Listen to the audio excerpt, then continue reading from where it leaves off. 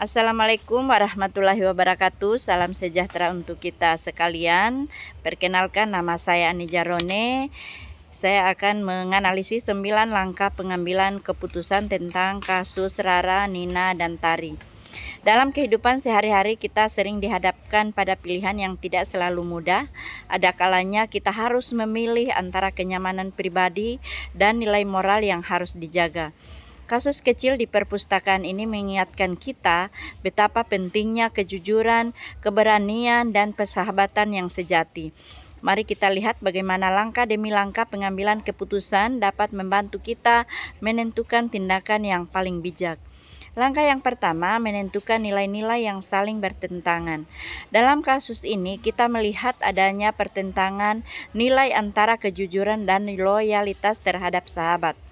Tari berada di posisi sulit antara menjaga nama baik Rara atau menegakkan nilai kejujuran agar hak Nina tidak dilanggar.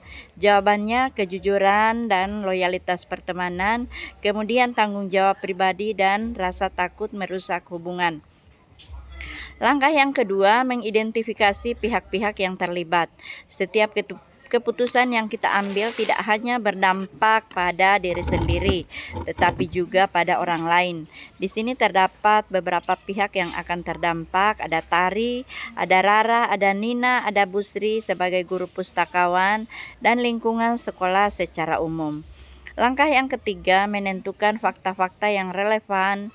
Keputusan bijak tidak lahir dari asumsi, tetapi dari fakta. Dan dalam kasus ini, fakta sangat jelas.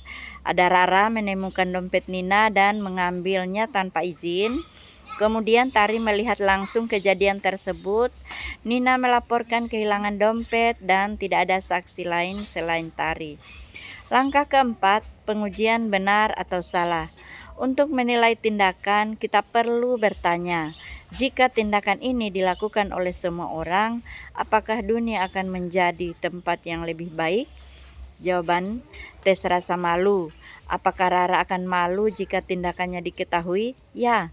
Tes peraturan, mengambil barang yang bukan miliknya adalah salah. Tes publikasi.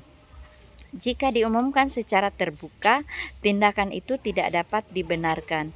Langkah yang kelima, pengujian paradigma benar atau benar. Inilah situasi dilema moral.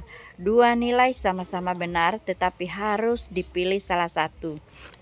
Dan jawabannya kejujuran versus loyalitas, kebenaran jangka pendek versus hubungan jangka panjang, dan tanggung jawab pribadi versus kenyamanan sosial. Langkah 6, prinsip resolusi. Kita mencari titik temu agar nilai yang dijunjung tetap tegak namun hubungan tetap dapat diselamatkan.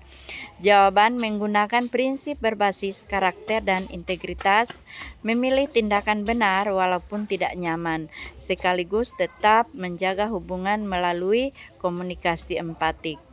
Langkah yang ketujuh, opsi kreatif yang adil dan bijak.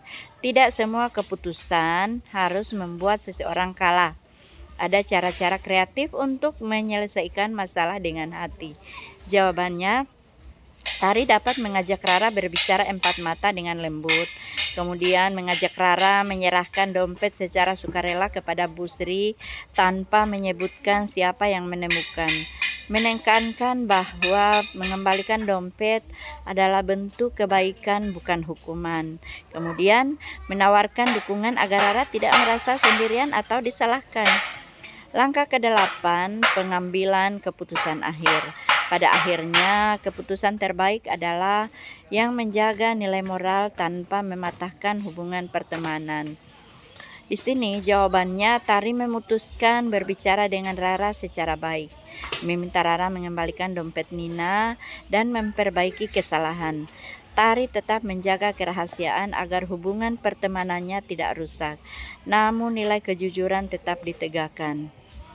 Kasus ini mengajarkan kita bahwa kejujuran tidak hanya menyakiti dan persahabatan sejati justru tumbuh ketika kita saling mengingatkan untuk berbuat baik. Melalui langkah-langkah sederhana namun bermakna, kita dapat membimbing diri sendiri dan orang lain untuk mengambil keputusan yang tepat dengan hati yang tulus dan bijaksana. Demikian, terima kasih. Wabillahi taufiq wal hidayah. Wassalamualaikum warahmatullahi wabarakatuh.